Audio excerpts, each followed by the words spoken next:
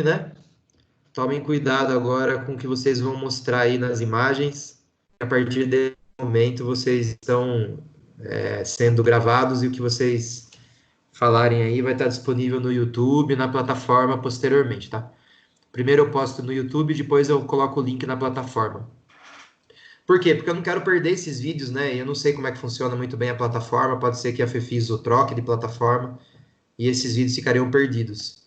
Então, já que a gente está produzindo algum conteúdo aí que pode ser útil no futuro, então eu coloco no meu canal do YouTube e só depois eu coloco o link na plataforma. Então, as outras matérias, todas as aulas que eu estou dando estão no canal no YouTube.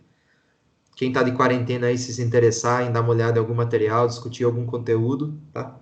Não sou youtuber, né? Não precisa curtir nem compartilhar. É só uma maneira de guardar o material e, quem sabe, reaproveitar no futuro, tá? Então, compartilhando as telas, então, hoje nós vamos falar um pouquinho sobre nos aprofundarmos em um sistema global. Até a última aula, nós falamos a diferença entre o que é metodologia global e o que é tradicional. Hoje nós vamos entrar numa metodologia global propriamente dita, tá? Nós vamos começar pelo sistema FFF, que significa Fit, Fix, Fun, eu já vou traduzir para vocês. E ele é bem rápido, ele é bem breve, né? Mas não vamos ficar só nele. Ainda na aula de hoje nós vamos passar para o TGFU, que é um outro sistema também, tá? Então hoje eu vou apresentar para vocês duas metodologias globais, ok? Então, só revendo os conteúdos, né? A gente já discutiu bastante isso, né? Vocês se lembram que nós vimos que temos que ensinar esporte para todos, ensinar bem, ensinar mais que esporte, ensinar a gostar de esportes, né? Que são lema desses dois professores, do João Batista Freire e do Alcides Sagres. Esses princípios, eles elaboram, eles dão a sustentação para a gente evitar um tecnicismo, né? Evitar a fragmentação de conteúdos, a repetição dos movimentos, evitar a competitividade. Acho que alguém está com o áudio aberto aí, eu estou me ouvindo. Espera aí, obrigado. Evitar a exclusão, evitar a seletividade, a especialização precoce, a dependência do pensamento, né, a assimilação à crítica, enfim, tudo coisas que nós disponíveis na plataforma, né? Então, nós vimos quais são essas diferenças, só revendo rapidamente o semestre, nós comparamos uma pedagogia na outra, né? Separamos todas as características de uma e de outra e chegamos à conclusão que enquanto uma gera dependência, a outra possibilita a autonomia. Então, é como fazer, então, né? Nas últimas aulas, nós começamos a discutir já esse como fazer. Nós vimos que se o conteúdo, ele não as técnicas, o que é o conteúdo, então? Né? Os conteúdos podem ser os princípios, ou situações de jogos, ou pequenos jogos. Então, basicamente, a gente vai trabalhar com jogo. Tanto que o segundo sistema, que é o TGF, a tradução é Teaching Games for Understanding, né? Então, ensinar jogos para a compreensão. Então, é um método, a gente pode dizer que o método global, ou como vocês viram em outras literaturas, método ativo também é o nome, né? Ou método processual. Então, você encontra aí vários nomes, né? Mas todos eles estão se referindo a essa contrariedade do foco do ensino a partir das técnicas. Basicamente, você vai trabalhar com jogos, né? E o Fit, Fix, Fun não é diferente. Então, a proposta é trabalhar com jogos, tá? Mas, e as condutas são aquelas que nós discutimos na última aula, né? Então, sempre a questão de estar estudando, participando ativamente da atividade, sempre planejando, avaliando, resolvendo conflitos, constantes diálogos, comandos claros, né? Adaptações na dificuldade das crianças, diversificar as atividades possíveis. Alguém... Peraí. Sempre um privilégio do lúdico, considerando os interesses e as capacidades das crianças, mas com flexibilidade e com respeito. Esse foi o tema da última aula, então a gente ficou só discutindo essas questões da conduta pedagógica, né? Então, encerrando então a nossa revisão e entrando no tema da aula de hoje, O Fit Fix Fun, a tradução é fit é adequar, então fitness, né, é uma palavra de pessoa que está adequada, né? Então a adequabilidade é caber. Então será que a minha atividade cabe na capacidade das crianças? Será que a minha atividade está adequada para a prontidão das crianças? Lembra que nós tivemos uma aula de iniciação precoce, né? Onde nós discutimos a questão da prontidão psicológica, cognitiva, a prontidão social, né, a prontidão motora. Então, será que esse adequar, esse fit, está dentro da prontidão da criança? A criança está pronta para a atividade? Ela tem as ferramentas cognitivas, sociais, psicológicas, motoras para dar conta dessa atividade? E aí eu vou buscar outros autores para me dar essa base, ou até mesmo empiricamente, né? Por exemplo, esse método Fit Fix Fun, ele foi construído, esse lendário aí não é por minha conta, tá? É um elogio dos próprios alunos dele, né? É o professor Chris Hazelbeck, eu não sei se é assim que pronuncia, tá? Ele é holandês, ele é esse professor que está aqui no centro, ó, tá? O meu mouse está circulando, e os alunos desse são esses três aqui, ó, esse daqui e esse daqui, né? Esses loiros aqui, tal, altos, né? São os caras que vieram da Holanda o ano passado e trouxeram esse pensamento aí pra gente aí, o Fit Fix Fun, né? Deram oficinas de Fit Fix Fun, né? Então esse aqui é o professor Chris dando uma oficina. Os meninos passaram o semestre inteiro aqui em aulas e o professor veio passar uma semana. Veio a férias, veio para passear, mas aproveitou, deu algumas oficinas. Ele veio fiscalizar os meninos também que estavam aqui, eles tinham que levar um relatório no final do semestre. Aí eles produziram um vídeo, né? Que era a prova deles e tal. Bom, então o método adequar a habilidade. Se a atividade não estiver adequada, promover ajustes, né? Então, fix é consertar, mas a gente pode traduzir como ajustar, porque consertar dá a ideia de que a atividade está quebrada, né? Então, vou consertar o que está quebrado. Funciona também, mas mais adequado aqui para nossa tradução, em vez de traduzir literalmente como consertar, o fix aqui pode ser ajustar. Então, a minha atividade não está quebrada. Não existe uma atividade que não funciona. Existe uma atividade que precisa de ajustes. Ela precisa ser, né? Ela precisa sofrer adaptações, tá? Que é um dos princípios da conduta pedagógica que nós trabalhamos, né? Vocês vão se lembrar lá que nós trabalhamos bastante a questão, né, da diversificação e da adaptação, tá aqui. Então, uma coisa está interligada na outra, né? Para quê? Qual é o grande objetivo do FF? É o terceiro F, que é a diversão, que também já estava presente no que nós discutimos quando a gente fala da questão da ludicidade, né? Então, é lúdico, então é esse aspecto da ludicidade infantil, que é essa passagem para um outro mundo, dentro do seu aspecto de imersão, né? Então, para a criança, a diversão está aí, né? Nessa incerteza do resultado, nesse envolvimento esse envolvimento fantasioso com a atividade, são aspectos, né, que nesse prazer funcional de estar executando a atividade, são características muito fortes do lúdico, tá? Então, ou seja, eu vou propor uma atividade que seja adequada para as crianças que eu estou trabalhando, isso é sempre imanente. Então, aqui a gente, na minha opinião, né, isso é a minha opinião enquanto docente, a partir de outros autores, discordo um pouquinho de autores que tentam estruturar as ideias como o pensamento construtivista piagetiano, né, que vai determinar que a determinada idade, aos 2 anos, a criança é capaz de X, Y, Z, e aí você pensaria as atividades nessa criança hipotética a partir de um idealismo construtivista. Isso é um pouco limitante, porque você pode estar lidando com crianças que estão além ou aquém da realidade explicitada nos manuais da psicologia genética. Então, o conceito de imanência, para mim, é muito caro. Não para mim especificamente, né? Eu tiro isso de outros autores, a partir de outros campos de conhecimento, que não necessariamente a pedagogia do esporte, mas que casa muito bem com essa pedagogia do esporte, ao propor você trabalhar com o que está se apresentando ali, e não com o modelo que está escrito num livro, num site, num artigo, etc. Né? Então, a criança é sempre uma surpresa, ela é sempre a própria evolução da mesma criança, ela é uma surpresa. E por mais que hajam aspectos que possam ser pensados para compor uma estrutura, eu enfatizo que é mais interessante olhar para o que diferencia uma criança da outra, uma turma da outra, uma aula da outra, do que você olhar para aquilo que as une, né?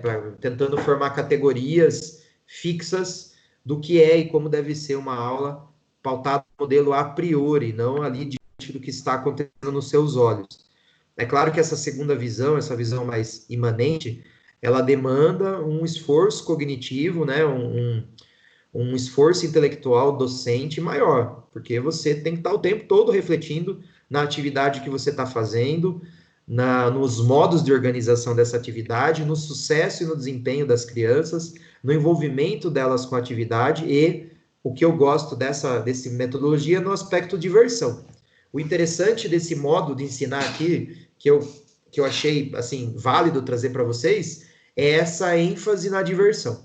Bom, como opera com um método desse, então, né? Porque uma coisa é a gente ficar elucidando aqui princípios, valores, conceitos, filosofias, né? Então, isso é uma coisa. E colocar isso em ação, né? Como que eu dou uma aula apoiado em qualquer esporte, em qualquer jogo, apoiado no Fit Fix Fun?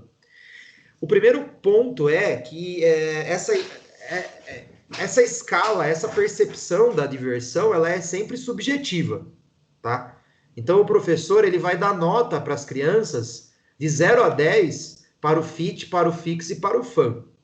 Então, eu elaboro uma atividade em casa e eu chego e coloco essa atividade em ação. E a atividade está acontecendo, sei lá, faz uns 5 minutos. Aí, conforme eu vou dando aula, eu vou avaliando, e isso é subjetivo, vai mudar de professor para professor. Eu vou dar 0 a 10 para adequabilidade. Então, eu começo a olhar a atividade, está tudo adequado? Não, peraí, parece que as crianças têm algumas que não têm força para arremessar a bola. Então, talvez a bola não esteja adequada para elas. Então, a minha atividade não é 10 de adequabilidade, ela no fit, ela não é 10. Ela está precisando de adaptação, estou precisando de uma nova bola, uma bola mais leve. Ou então, o espaço de jogo está muito amplo, as crianças estão se cansando muito rápido. Então, a atividade não está adequada. Talvez outras coisas estejam funcionando, talvez a bola esteja funcionando, as regras estejam funcionando, a divisão dos times está funcionando, mas o tamanho da quadra não dá. Então, no fit eu dou nota 8, eu preciso melhorar. E aí, eu vou pro ajuste, então. Porque um fit nota 8, ele pode proporcionar uma diversão no máximo nota 8, né? Então, não tá uma brincadeira totalmente divertida. Ela pode estar baixa diversão para alguns. Para quem não está conseguindo arremessar a bola, por exemplo, porque não tem força, essa criança não está experimentando o sucesso. Então, ela não está se divertindo completamente. E se eu tenho 2, 3 crianças que não estão se divertindo, então a minha aula não está nota 10. Então, o fã está 10. Se tiver uma criança que não está se divertindo, já não é 10. Claro que nem sempre o professor vai conseguir agradar todo mundo o tempo todo, mas é essa obrigação de tentar, né? É uma inversão. Lembra-se que no sistema tradicional, eu preparo uma aula e quem não se adequar à minha aula, o problema é do aluno, não do professor, o aluno que é ruim. No sistema global é o inverso. Eu planejo a minha aula, se eu tiver uma criança que não está entendendo a aula, que não está desempenhando, eu não vou desistir dela até que todo mundo seja incluído. Então é eu que, sei lá, acabou a atividade e 2, 3 não se envolveram, a minha aula que não foi nota 10. É claro que eu não quero aqui também gerar uma neurose, né? De repente tem alguém lá que não está afim de estar lá, né? Qual a explicação? A mãe obrigou o aluno a vir para a aula. Ele não podendo estar na sua aula, mas foi obrigado pela mãe. Pô, talvez você não consiga agradar essa pessoa, mas talvez consiga. Então o intuito é sempre buscar isso, essa inclusão. É buscar um 10 na diversão. E para que você busque esse 10 na diversão, você vai ajustar. Então, são vários ajustes possíveis, né? Então, a gente vai trabalhar no próximo slide todos os ajustes possíveis. E não são todos ainda. Eu acho que há uma infinita capacidade do ser humano de pensar e criar coisas novas. Então, eu vou debater alguns aspectos possíveis para fazer uma iniciação no método global, tá? É só uma possibilidade, é só uma forma de analisar a questão, tá? Então, retomando aqui. Então, eu preparo uma atividade vou dando nota para ela. Se não tá legal, eu vou preparando ajustes. E aí, até eu buscar 10 na diversão. Qual é o meu intuito final? É conseguir 10, 10 e 10. Aí acabou minha aula. Acabou minha atividade. Durou 15 minutos. A primeira atividade. Eu tenho mais duas aí para acabar a aula. Aí acabou aquela atividade, acabou. Beleza, eu vou para a próxima. Mas eu dou uma atividade, uma nota para aquela atividade. Bom, aquela atividade acabou, mas ela acabou com a nota 7. Eu não consegui melhorar ela. Numa próxima pode ser que eu consiga, né? Então esse movimento de continuar pensando, mesmo depois da aula e tal, o que será que eu poderia ter feito diferente, até para eu pesquisar para a próxima aula, né? Pô, eu trouxe atividades achando que os alunos não eram tão bons assim, e eles arregaçaram, a atividade estava muito fácil para eles. Então na próxima, então por isso que a atividade foi nota 7, porque não estava desafiador o suficiente. Então na próxima aula eu vou trazer uma atividade mais adequada para eles, para tentar buscar o 10 de diversão. Mas, professor, quando que eu sei que a diversão é nota 10? Isso é muito subjetivo e vai da experiência de cada um, tá? É uma coisa, é muito assim, de sentir mesmo, né, do que de falar. Mas, se eu puder descrever a minha experiência nota 10, é quando tem o envolvimento de todo mundo, cada um, claro, dentro da sua capacidade, né? Tem gente que desempenha a atividade muito bem, tem gente que vai ter mais dificuldades, mas mesmo com dificuldades, seja ela psicológicas, sociais, estratégicas, táticas, técnicas, cognitivas, não interessa qual tipo de dificuldade, mesmo dentro dos seus limites, essa pessoa ela se envolve com a atividade e ela aprende. Então, uma atividade nota 10 é aquela que todo mundo se diverte, mas lembrando que nós não estamos falando de recreação, tá? Não se trata de recreação. Então, meu objetivo não é com que ela. Porque senão é muito legal fazer todo mundo se divertir, né? Você pode pegar uma atividade aí que seja guerra de bexiga d'água. É super divertido, né? Mas se a minha aula é de futebol, o que, que eu ensinei para elas? Né? Não ensinei muita coisa, tá? Então, assim, sempre é uma metodologia de pedagogia do esporte. Ela tem um foco, ela tem uma intenção, ela tem uma intencionalidade, ela tem um objetivo a ser atingido. Então, o quanto que essa diversão ajudou eu a evoluir no pensamento estratégico, tático, técnico do meu grupo, tá? Então, uma aula nota 10 para mim, é a aula que tem o envolvimento de todos e todos aprenderam alguma coisa. Aprenderam a aprimorar um pouquinho a técnica jogando, não repetindo. Aprenderam uma estratégia diferente. Aprenderam a como que funciona um certo tipo de defesa. Aprenderam a organizar uma resposta de contra-ataque. Alguma coisa eles aprenderam ali, dependendo do meu objetivo da aula e de como essa aula está inserida num processo pedagógico mais longo, né? Que depende, claro, do meu time, do meu grupo, da minha faixa etária, né, enfim, do local de trabalho que eu estou, né, e tudo mais. Bom, quais são esses aspectos, então, que podem ser trabalhados para fazer os ajustes, né? Então, vamos trabalhar o fix agora. Quais são as possibilidades de fix? Né? Como eu vou trabalhar esse fix aí? Primeiro, o espaço. O espaço ele pode trabalhar em forma de circuito ou de vários campos. Esse espaço ele está intimamente ligado com o número de jogadores. Eu não posso falar do espaço sem falar do número de jogadores. Né? Então, talvez a ordem aqui, talvez até seja melhor, eu vou melhorar esse slide aqui ao vivo e a cores. Eu vou começar falando de número de jogadores, tá bom? Até porque nós já discutimos isso, né? Eu já falei ao vivo lá para vocês, na aula lá no no centro e no Jardim São Paulo, eu repeti de novo, que é muito melhor trabalhar com pequenos jogos do que grandes jogos. Meu objetivo é trabalhar 1 contra 1, 2 contra 2, 3 contra 3, até 5 contra 5. 5 contra 5 já começa a gerar chance de exclusão. Você pega um futsal, por exemplo, são 5 contra 5. Se tiver um que está muito abaixo do nível dos outros, ele já tem uma grande chance de ser excluído desse jogo. Então, conforme você aumenta o número de participantes, você vai aumentando as possibilidades de exclusão. Isso acontece para todos os jogos o tempo todo? Não. Né? Existem jogos que tem um grande número de pessoas que todo mundo se envolve. É possível.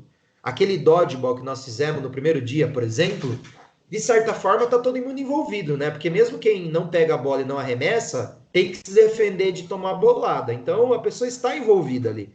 Mas é uma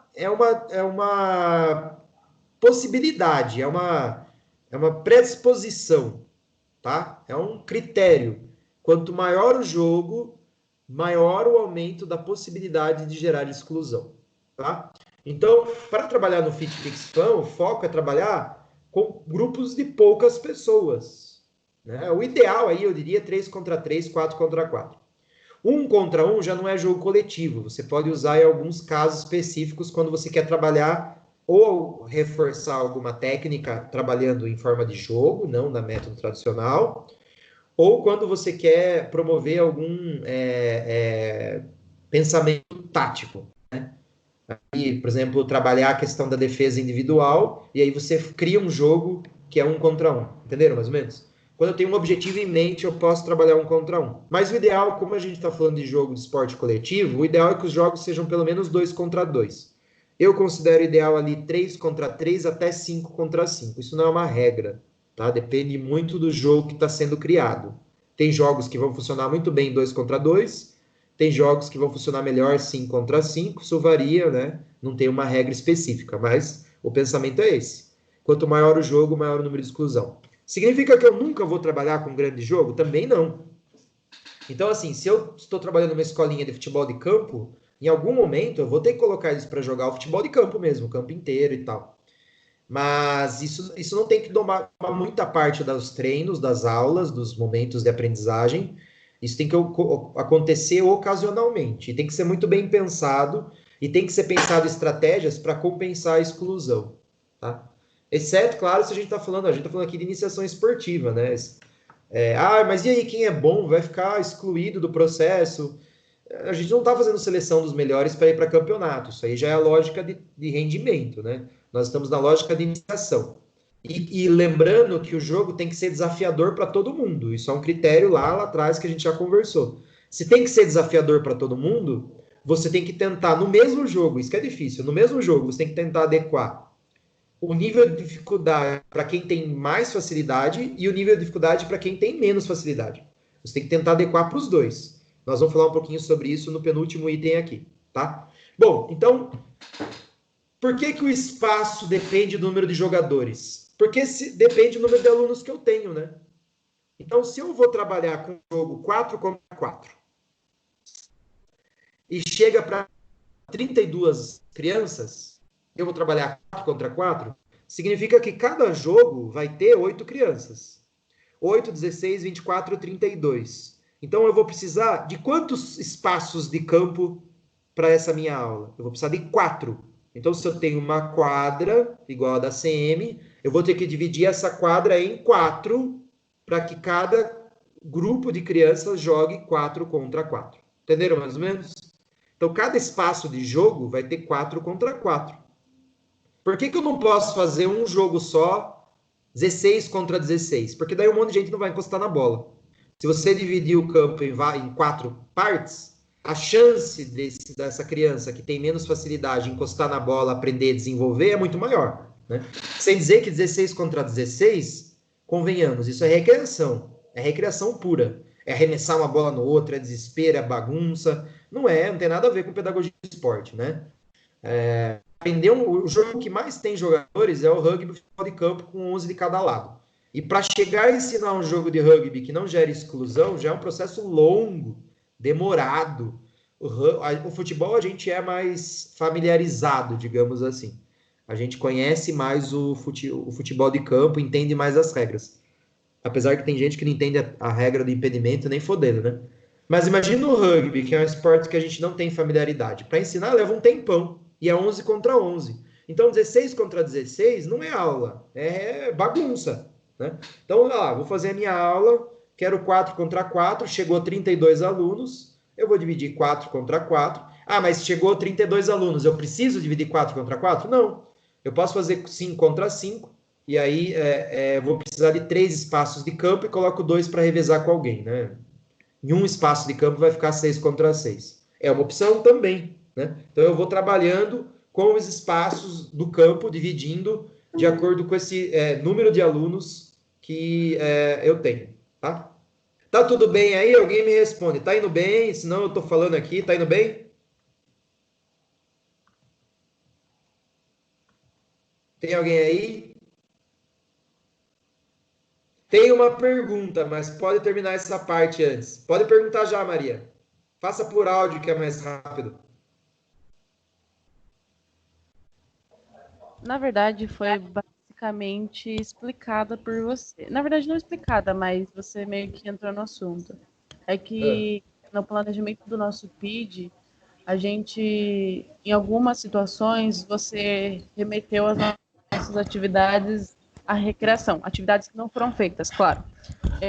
Porque ou elas traziam muito a parte mais diversão do que a parte mais como posso dizer, de aprendizagem do ensino, do conteúdo, ou porque eram muitas crianças juntas.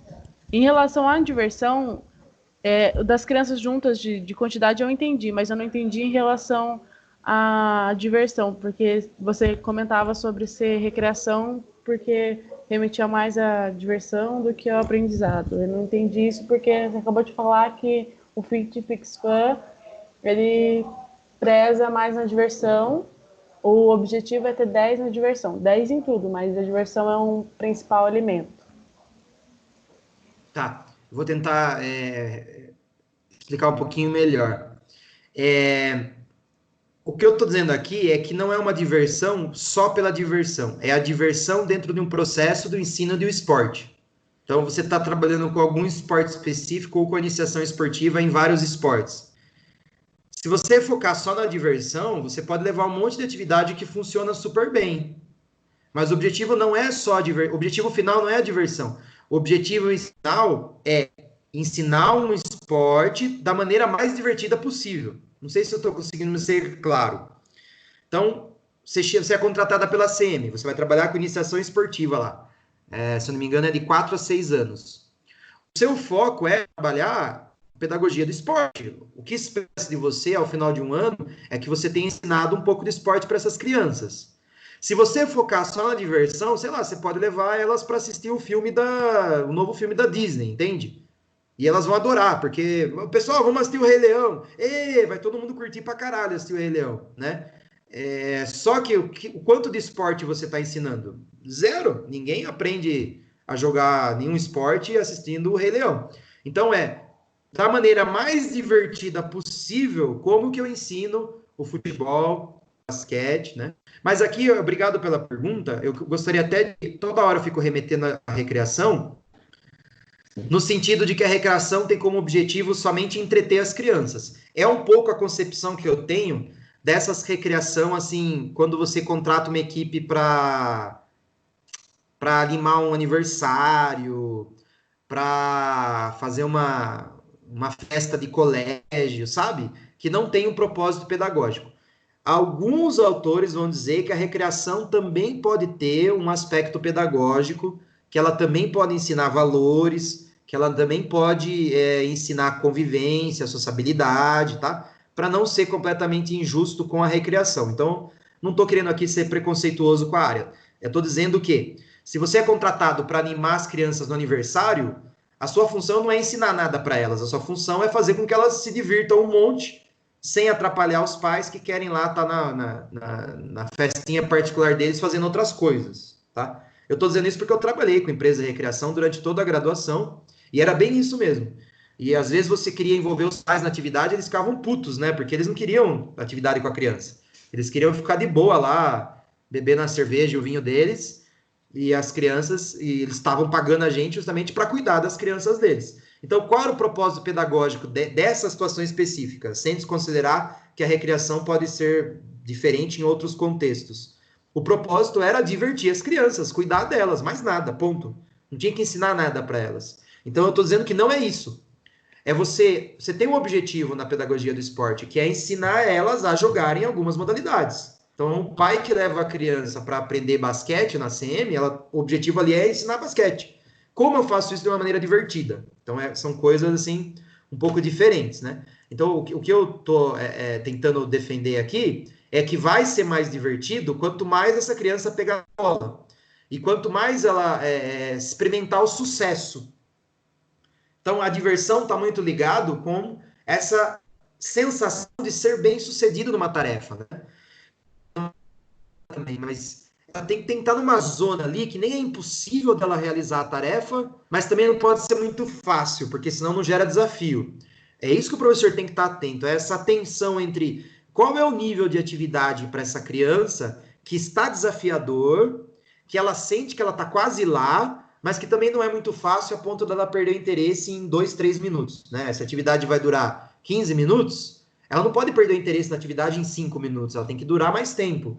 Então é esse nível de desafio. E se eu trabalhar 16 contra 16, 15 contra 15, 20 contra 20, como é que eu faço esse controle, né? Eu não faço. Nem todo mundo vai pegar na bola, eu não consigo nem observar esse desenvolvimento. Se eu faço pequenos jogos, aí sim eu consigo observar, ó, aquele jogo ali, ó, eu posso dividir a minha quadra em 4, então. Campos de jogos 1, 2, 3 e 4. Aí eu começo a observar, ó, no campo de jogo 3, tem uma criança que não está encostando muito na bola. Eu consigo ver isso. E aí eu vou lá atuar. Aí o que eu tenho que fazer? Eu tenho que fazer o fix, né? Aí eu tenho que ir lá para o fix, ajustar a atividade, né? No do meio aqui, tá? Então, para aquele grupo, eu vou ter que fazer um fix. E para o grupo 1, talvez eu não precise fazer nada. E para o grupo 2, talvez eu tenha que fazer um outro ajuste, um outro fix, né? Então, e para isso eu vou precisar de vários espaços de campo. E como que eu posso fazer a troca dos espaços de campo? De duas formas. Ou eu divido em circuito, então são 4 campos de jogos, é um exemplo. Eu vou fazer no campo de jogo 1, um jogo, no campo 2, outro jogo, no campo 3, outro jogo e no campo 4, outro jogo. Então eu criei 4 jogos diferentes. E a cada 15 minutos, as crianças vão trocar de jogo. No circuito, elas vão andar no circuito. Normalmente eu vou ter que usar isso dependendo do material que eu tenho à disposição, tá? Então, digamos que eu quero fazer jogos que envolvam bola de futebol americano. Mas eu tenho só uma bola de futebol americano. Então eu coloco um campo de jogo com a bola de futebol americano e os campos 2, 3 e 4 eu posso fazer outros jogos, né? Que não envolvam o mesmo material, né? Não sei se está ficando claro, vão perguntando aí. Só que, ó, como eu tô com os slides abertos, se vocês perguntarem pelo chat, eu não visualizo. Foi por um acaso que eu entrei lá no Skype e vi a pergunta da Maria. Então, se vocês quiserem fazer pergunta agora, no meio da aula, abram o microfone e façam a pergunta por áudio. Agora, se vocês fizerem por chat, daí eu respondo no final. Pode falar, Sofia. Então, comparando com o que você acabou de falar em relação à divisão de alunos, seria a mesma coisa que você fez naquela aula de handball, que você separou os níveis de habilidade. Seria isso? Que você colocou as pessoas que tinham mais dificuldade, as que tinham mais habilidade, essa seria a divisão nessa questão daí trabalhando a diversão. É isso? Nós estamos falando disso sim, só que eu ainda não cheguei, né, o que você está falando, o critério de separação das crianças é o 4º item aqui. E eu ainda estou no segundo critério, tá? No segundo item, tá? Mas eu vou falar sobre isso, sobre como tá. os alunos, tá? Por enquanto eu estou falando só. Tá bom. Por enquanto eu estou falando só como vai ficar o espaço de jogo. Então, dividir a quadra em 4 espaços. Eu posso fazer jogo 1, 2, 3 e 4, 4 jogos diferentes, ou eu posso passar o mesmo jogo para os 4 times, para os 4 espaços, o mesmo jogo, e eu vou mudando o jogo para todo mundo ao mesmo tempo. Eu posso fazer. São as duas opções que eu tenho, tá? Então, digamos que eu quero fazer um joguinho dos 10 passes lá, daqueles passes lá, manutenção e recuperação de posse de bola. Eu posso fazer o mesmo jogo nos 4 campos de jogo e eu vou observando todo mundo e depois eu mudo para outro jogo, ataque contra defesa, por exemplo. Mas olha o problema, quando eu fizer ataque contra defesa, eu vou precisar de 4 balizas, vou precisar de 4 trave. Se eu não tenho 4 trave, eu vou poder fazer o mesmo jogo em todos os campos? Não posso. Daí eu tenho que trabalhar com circuito. Então depende muito da minha aula, essa decisão, se eu vou trabalhar com circuito ou se eu vou trabalhar com o mesmo jogo para todo mundo, depende muito da minha atividade, depende da minha aula, depende do meu planejamento, tá? E tem muito a ver com o material. Qual é a vantagem de fazer por circuito? A vantagem do material mesmo. Se eu tenho só uma bola de futebol americano, se eu tenho só 2 balizas, se eu tenho só 3 bastão, então eu vou ter que fazer por circuito. Qual é a vantagem de fazer o mesmo jogo para todo mundo ao mesmo tempo, para os 4 campos de jogo? A vantagem é eu conseguir observar todo mundo ao mesmo tempo, fazendo a mesma coisa. E aí eu consigo comparar os grupos e eu consigo fazer ajustes melhores. Tá? Então, essa divisão do espaço, ela tem as suas vantagens e desvantagens, seja para o circuito ou seja, né, pelo mesmo jogo em vários campos. Tá? E o tempo de atividade? Quanto tempo tem que durar a atividade? Bom, esse tempo, pessoas, ele é muito subjetivo. Ele não é um tempo, assim, pré-determinado. Eu gosto de falar, né? Isso é um conceito, é uma coisa que eu falo, não é o professor que falava, que cada atividade ela tem um tempo que é dela. E que depende muito do dia, do grupo, do momento, da diversão. Então, às vezes, eu passei a mesma atividade que eu passei de manhã, eu passei à noite, para vocês, por exemplo. De manhã, a atividade durou meia hora, a galera adorou, foi a loucura. Aí você passa a noite, todo mundo brocha, você vê aquela falta de vontade. Se eu tiver na metodologia tradicional, o que eu vou fazer? Pô, esse pessoal da noite aí não se interessa, porque de manhã eles adoraram. Mas não, é eu que tenho que fazer o ajuste, porque para aquele grupo a atividade não está funcionando. Esse tempo de atividade, ele é flexível, tá? E ele é guiado pelo interesse e pela diversão. Mas eu posso, assim, baseado na experiência, numa coisa empírica, né, que aí o próprio professor Cris trabalhou e que eu tenho experimentado, 15 minutos parece ser... Por quê? Primeiro que você está trabalhando com um grupo, né? Então, assim, as pessoas, um ou outro perde o interesse antes, um ou outro, você acaba a atividade e ele gostaria de ficar fazendo aquilo por mais 1 hora. Então, você nunca vai agradar todo mundo. Então, 15 minutos parece ser um tempo tolerável, tanto para quem perdeu já o interesse, quanto para quem queria ficar fazendo mais um pouco. Porque se for menos que 15 minutos, às vezes não dá nem tempo de entender a atividade. Não dá nem tempo de desenvolver táticas. Porque às vezes a pessoa acha que não está gostando, mas ela precisa... Tem isso também, tá, pessoas? Você não precisa ficar ajustando a cada minuto. Você dá uma atividade rolar e aí você sente se precisa ajustar. Porque às vezes o ajuste não é do professor, o ajuste é do aluno no seu processo de aprendizagem, né? 15 minutos é um tempo que dá para você, para a criança sentir o jogo, entender as possibilidades, entender as táticas, entender as estratégias possíveis e começar a se envolver. E se o jogo estiver muito chato para alguém, 15 minutos não é algo insuportável. Tá? 15 minutos é uma coisa que passa relativamente rápido. Tá?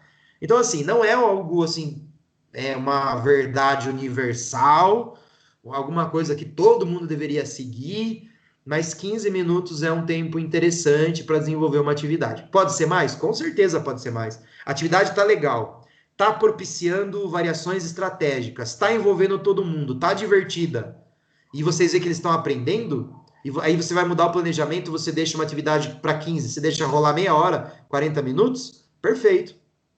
Está aprendendo? O seu objetivo está sendo atingido? Deixa rolar. Às vezes é melhor deixar rolar uma atividade do que você trocar uma atividade que estava indo bem só porque você acha que você quer seguir um planejamento, só porque você quer, assim, achar que você está colaborando com eles, apresentando mais uma atividade, né? Porque é mais uma coisa nova. Às vezes você está matando a sua aula, está acabando com o tesão da aula, né? Então, tudo isso não é uma coisa que você sente. O que traz isso? O estudo e a experiência. Se vocês continuarem estudando bastante e dando aula, você vai sentindo essas coisas, tá? Não é uma coisa que você tem uma precisão científica, digamos assim. Bom, e a divisão entre os participantes, que tem a ver com a questão da Sofia? Aí, Sofia, você pode desenvolver vários critérios. Também não existe uma verdade absoluta. O nível de habilidade é uma possibilidade de critério. Então, eu quero que as crianças que jogam, que têm nível de habilidade um pouco próxima, estejam jogando juntas, para que elas se desenvolvam juntas. Ótimo, é um critério. O tamanho corporal também pode ser um critério. Sei lá, tá todo mundo começando, você não sabe o nível de habilidade de ninguém. Você está começando o seu trabalho com as crianças. Um ensino de um esporte que tem bastante disputa física, por exemplo. Pô, é interessante você dividir os maiores dos menores, porque é um esporte mais agressivo, como um futebol americano, por exemplo. Se você colocar alguém muito frágil perto de alguém com muita massa corporal, pode até sair lesão, não é interessante. Então, o tamanho corporal pode ser uma possibilidade. A idade pode ser uma... Agora, tem alguns critérios que eu não gosto. Por exemplo, idade e gênero não costumam ser bons critérios, tá bom? Porque tanto a idade quanto o gênero, eles não dão nenhuma referência com relação à força física, velocidade, capacidade cognitiva. Eles não nos dão nenhum referente bom, tá? Até uma certa idade, até antes da puberdade, não tem muita diferença entre menino e menina na questão física, na questão de velocidade, né? É só no período pós-puberdade que, na média, os homens começam a adquirir mais força. Na média ainda, né? Na sala, por exemplo, tem meninos que são bem mais fracos que as meninas. Então, isso é só uma média, depende muito do tipo de aluno que você está olhando, né? Então, você vai indo nessa de média, de estatística, aí você vai dar aula, você pode muito bem dar aula onde todas as meninas são mais fortes que os meninos. Isso pode muito bem acontecer. Onde todos os mais novos, as crianças mais novas, são mais fortes que as mais velhas. Então, idade e gênero não são bons critérios, tá? Mas você pode usar, dado algum objetivo? Sei lá, de vez em quando, eu não acho também assim condenável. Nunca você pode dividir por idade e por gênero. Nunca. Também eu não diria nunca, tá? É possível, sim, desenvolver algum objetivo que seja interessante. Sei lá, estou pensando assim, é uma atividade de aquecimento e eu quero fazer uma divisão muito rápida. Eu não quero perder tempo. Meninos de um lado, meninas de outro. Pronto, já dividiu, já vamos para a brincadeira, né? E rola uma rivalidade aí que é cultural, que não é muito legal ficar acentuando preconceito, mas trabalhando esse lado lúdico assim, eu também não vejo grande ofensa, né? Grande perigo. E aí você faz um joguinho rápido ali, acabou e pronto. Fez uma divisão por gênero rápida, que funciona rápido. Ou por idade. Todo mundo até 10 anos para cá. Quem tem 11 para lá, puf, já dividiu todo mundo em 2 grupos. Mas sempre lembrando, gênero e idade não nos dão referenciais muito bons, tá? E aí outros referenciais, força física, velocidade, etc, tá bom? Então você vai criando os critérios para dividir os participantes. E precisa sempre ser o mais habilidoso com o mais habilidoso? Não. De repente você pode, naquele dia específico, colocar alguém menos habilidoso com alguém mais habilidoso para que o menos habilidoso aprenda também, né? Observando outras respostas para tomada de decisão no momento do jogo, que ele não observaria se ele estivesse num jogo com menos exigência, né, de habilidade, tá? Então, naquele dia você pode fazer essa divisão assim. Só que daí, por exemplo, alguém muito bom, né, ou alguém muito alto, coloca para jogar basquete uma pessoa que tem 1,90 m, sendo que todo o resto da classe tem 1,30 m. Mas você quer jogar junto, porque você quer simular a dificuldade de trabalhar, jogar contra alguém que é muito mais alto. É um objetivo da atividade daquele dia, tá? Por exemplo, o que o professor pode fazer, que vai no nosso próximo item, né? Que é o item número A5, né? Que é os equilíbrios, ou handicap, ou dificuldade extra, facilidade extra. Handicap significa isso, tá? Aumentar ou diminuir a dificuldade ou a vantagem, né? Para quem joga jogos eletrônicos de luta, tipo Street Fighter, você vai se lembrar que um pouquinho antes da luta, você pode mexer no handicap. Você pode aumentar ou diminuir a força do seu personagem. Então é a mesma ideia, né? Então você vai trabalhar lá com suas crianças, esse cara que tem 1,90 m e ele vai enfrentar um monte de gente que tem 1,30 m, você pode falar assim para ele, ó, você, para não ficar muito fácil para você, você vai jogar só com uma mão. E aí o cara tem que jogar o jogo inteirinho com uma mão só. Né? Ou você pode pôr uma facilidade para quem tem mais dificuldade. Então, uma criança entrou jogar vôlei com um grupo de pessoas que já jogam bem. Aí você fala assim, ó, você pode segurar a bola. Ninguém pode, só você.